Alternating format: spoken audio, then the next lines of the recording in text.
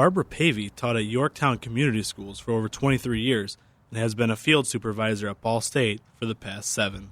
It was probably a family thing that got me into teaching. I had an aunt who was an English teacher, and I really, really looked up to her, and she is still living. I believe she's 93 or 94. Even though she's been in education her whole life, teaching isn't her only passion. Oh, no. I am a huge Pittsburgh Steelers fan and have been since the 1970s. We lived in Greensburg, Pennsylvania, which is about an hour out of Pittsburgh, and everybody in southwestern Pennsylvania is a Pittsburgh Steelers fan. If you're not a Pittsburgh Steelers fan in southwestern Pennsylvania, they'll probably send you somewhere else.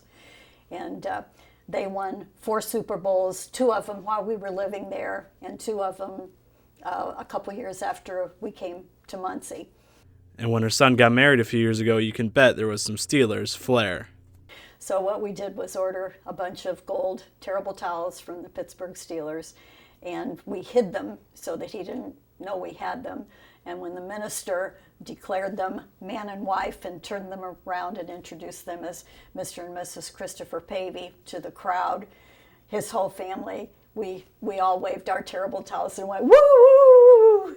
And that evening, when it was time for the reception, and they had introduced the whole wedding party, and they had come in and they introduced the bride and groom. When they came in, Julianne, his bride, was waving her terrible towel. My daughter gave me a gift, and she and I went to Pittsburgh. Their stadium is awesome. It just sits like this great big behemoth that kind of rises up in the sky, and it's right there on the river. It's really cool. If they're on television, I'm glued to the television set.